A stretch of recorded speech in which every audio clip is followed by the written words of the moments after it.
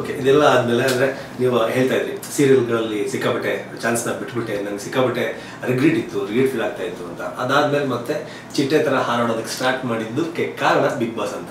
ಅದರಲ್ಲಿ ನಿಮ್ಮ ಲೈಫಲ್ಲಿ ನೀವೇ ಅದೆಲ್ಲ ಕೇಳ್ತಾ ಇದ್ರೆ ಕಲರ್ಸ್ ಕನ್ನಡ ತುಂಬ ಮೇನ್ ರೋಲ್ನ ಪ್ಲೇ ಮಾಡಿದೆ ಅಂತ ಅನ್ಕೋತೀನಿ. ಅಂದರೆ ಸಾಕಷ್ಟು ಅಂದರೆ ನಾನು ತುಂಬ ಕೇಳಿದ್ದೀನಿ, ಎಲ್ಲೋ ಕೆಲವೊಂದು ಸಲ ಆಫರ್ಸ್ಗಳು ಬಂದಾಗ ರಿಜೆಕ್ಟ್ ಮಾಡಿದಾಗ ಮತ್ತೆ ಅವ್ರ ಹತ್ರ ಹೋಗಲ್ಲ, ಹೊರಗಡೆ ಇಟ್ಬಿಡ್ತಾರೆ, ಇದು ಮಾಡ್ಬಿಟ್ಟು ದೂರ ಇಟ್ಬಿಡ್ತಾರೆ ಅನ್ನೋದನ್ನ ಕೇಳಿದ್ದೀನಿ. ಸೊ ಆ ವಿಚಾರದಲ್ಲಿ ಕಲರ್ಸ್ ಕನ್ನಡ ಮೋಸ್ಟ್ಲಿ ನಿಮಗೆ ಬಿಗ್ ಬಾಸ್ ಆಫರ್ ಮತ್ತೆ ಕೊಟ್ಟಿದ್ದು, ಮತ್ತೆ ನೀವು ಚಿಟ್ಟೆ ಥರ ಹಾರಾಡೋ ಪರಿಸ್ಥಿತಿಗೆ ನಿಮ್ಮನ್ನ ತಂದಿದ್ದು?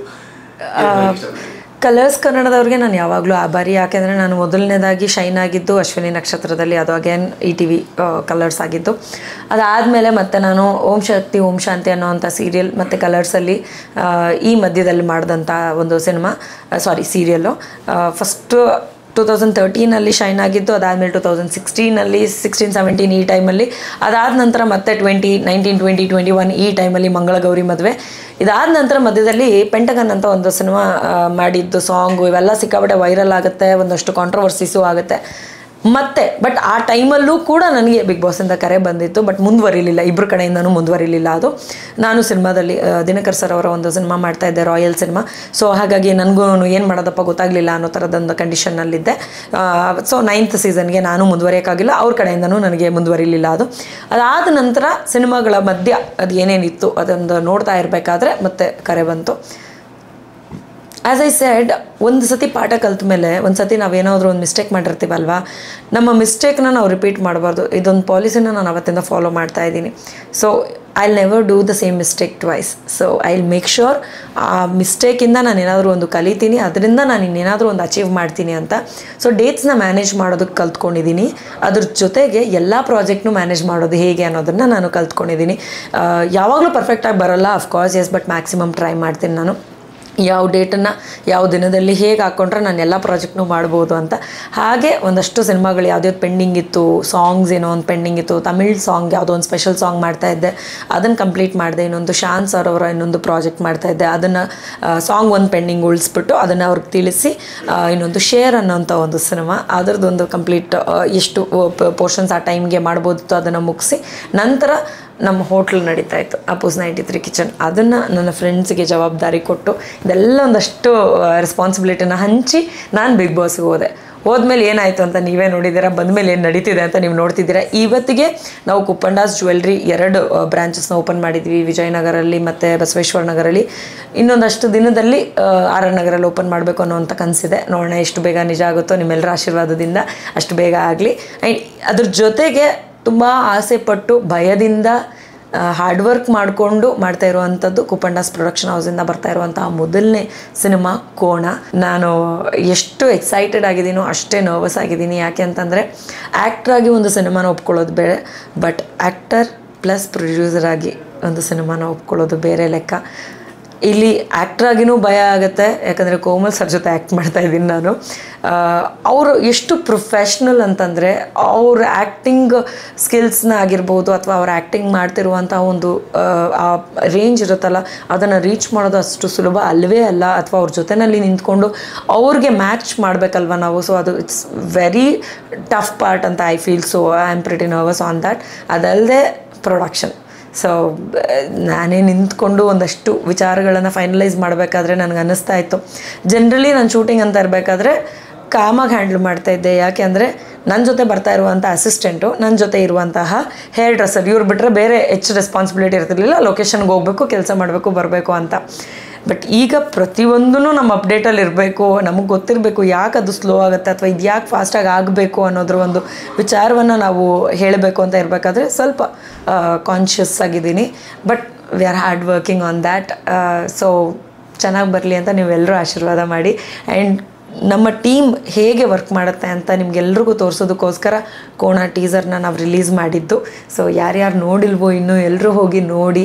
ನಿಮ್ಮ ಒಂದು ವ್ಯೂ, ನಿಮ್ಮ ಒಂದು ಲೈಕ್ ನಮಗೆ ಸಪೋರ್ಟಾಗಿ ನಿಲ್ಲುತ್ತೆ. So please watch it. Sudeep sir ಇನ್ನು ಮೊನ್ನೆ ಸೀಸನಲ್ಲಿ ಒಂದು ಮಾತು ಹೇಳ್ತಾರೆ, ಇಲ್ಲಿವರೆಗೂ ನನ್ನ ಬೆಸ್ಟ್ ಸೀಸನ್ ಯಾವುದಪ್ಪ ಅಂತ ಹೇಳಿದ್ರೆ ಸೀಸನ್ 10 ಹೆಸರು ಹೇಳ್ತೀನಿ.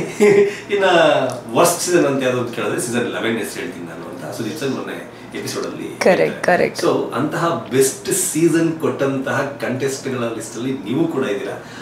ಸುದೀಪ್ ಸರ್ ಜೊತೆಗಿನ ಆ ಒಂದು ಬಿಗ್ ಬಾಸ್ ಜರ್ನಿ ಬಗ್ಗೆ ಹೇಳೋದಾದ್ರೆ? ನಾನು ಆವಾಗಲೇ ಹೇಳಿದ್ನಲ್ಲ, ಹಾಗೆ ವಿರಾಟ್ ಸಿನಿಮಾದಲ್ಲಿ ದೂರದಿಂದ ಒಂದು ಸತಿ ಅವ್ರನ್ನ ನೋಡಿದ್ದು ಬಿಟ್ಟರೆ ಇನ್ನೊಂದು ಸತಿ ನೋಡೋದಕ್ಕೆ ಹೋಗಿದ್ದೆ ಹುಬ್ಳಿ ಸಿನಿಮಾದ ಶೂಟಿಂಗಲ್ಲಿ. ಸೊ ಮಕ್ಕಳನ್ನೆಲ್ಲ ಬಿಡಬೇಡ್ರಿ ಅನ್ನೋ ರೀತಿಯಲ್ಲಿ ಒಂದು ಏನೋ ಫೈಟ್ ಸೀಕ್ವೆನ್ಸ್ ಏನೋ ನಡೀತಿತ್ತು ಅಂತ ಕಾಣಿಸುತ್ತೆ.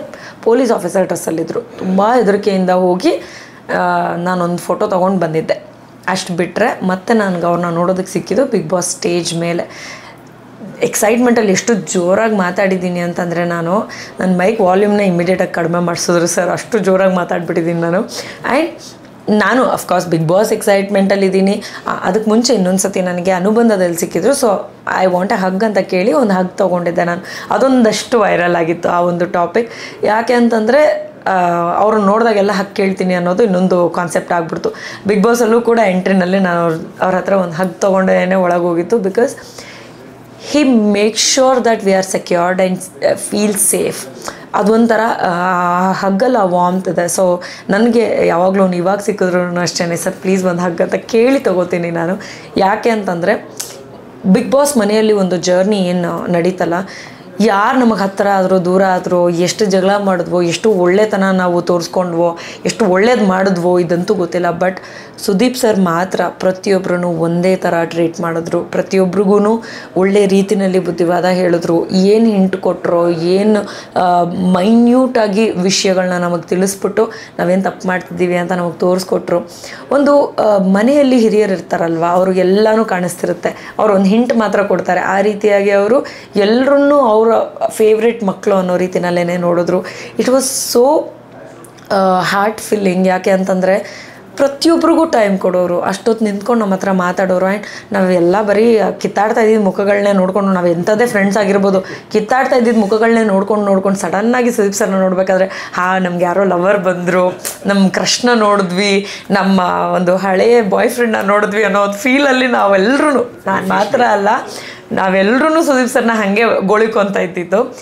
ಆ ಖುಷಿನ ಎಕ್ಸ್ಪ್ರೆಸ್ ಮಾಡೋಕ್ಕೂ ನಮಗೆ ಗೊತ್ತಾಗ್ತಿರ್ಲಿಲ್ಲ. ಅಷ್ಟು ಒಂಥರ ಸಿಚುವೇಷನಲ್ಲಿ ಇರ್ತೀವಿ. ಬಟ್ ಅವ್ರು ಮಾತ್ರ ನಮ್ಮ ಮುಖದಲ್ಲಿ ಸ್ಮೈಲ್ ತರದೇ ಹೋಗ್ತಿರ್ಲಿಲ್ಲ. ಅಷ್ಟು ಚೆನ್ನಾಗಿ ನಮ್ಮೆಲ್ಲರೂ ನೋಡ್ಕೊಂಡಿದ್ದಾರೆ. And at the same time Big Boss ತಂಡ ನಮ್ಮನ್ನು ಅಷ್ಟೇ ಚೆನ್ನಾಗಿ ನೋಡ್ಕೊಂಡಿದೆ. ಯಾಕಂದರೆ ಮನೆಯಲ್ಲಿ ನಮಗೆ ಒಂದು ಹುಷಾರಿಲ್ಲ ಅಂತಂದ್ರೆ ನಾವು ಹೇಳೋವರೆಗೂ ಅವ್ರಿಗೆ ಗೊತ್ತಾಗಿರಲ್ಲ, ಆ ಥರ ಇರುತ್ತೆ.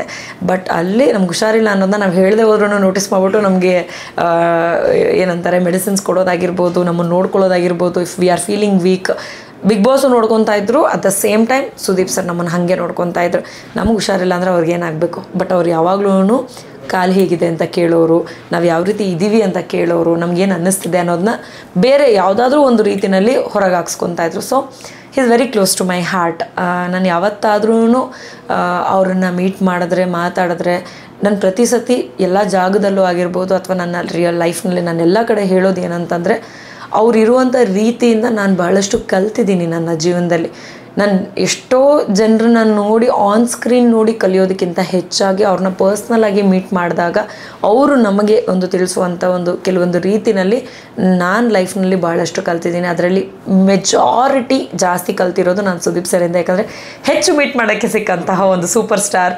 ಸೊ ಅವರಿಂದ ಭಾಳಷ್ಟು ಕಲ್ತಿದ್ದೀವಿ. ಆ್ಯಂಡ್ ಸೀಸನ್ 11 ಸಿಕ್ಕಾಪಟ್ಟೆ ಚೆನ್ನಾಗಿ ರೆಡಿ ಆಗ್ತಿದ್ದಾರೆ. ಆ ವಿಚಾರಕ್ಕೆ ಸಿಕ್ಕಾಪಟ್ಟೆ ಜಲಸ್ ಇದೆ ನನಗೆ. 10 ತುಂಬ ಚೆನ್ನಾಗಿ ರೆಡಿ ಆಗ್ತಿದ್ರು, ಇಲ್ಲ ಅಂತಲ್ಲ. ಬಟ್ ಇವಾಗ ಇರುವಂಥ ಒಂದು ಪ್ಯಾಟ್ರನ್, ಅವ್ರ ಹೇರ್ ಸ್ಟೈಲ್ ಅದೆಲ್ಲ ನೋಡಿದ್ರೆ ಸಿಕ್ಕಾಪಟ್ಟೆ ಫಿದಾಗಿದ್ದೀನಿ ನಾನು. ಅಲ್ವಾ, ಎಷ್ಟು ಸ್ಮಾರ್ಟಾಗಿ ಕಾಣಿಸ್ತಾ ಇದ್ದಾರೆ. And so fit man. He is a style icon. ಅದಕ್ಕೆ I should give it up. Like he is very handsome these days, especially ತುಂಬ ಹ್ಯಾಂಡ್ಸಮ್ ಆಗಿ ಕಾಣ್ತಾ ಇದ್ದಾರೆ sir. And I love you.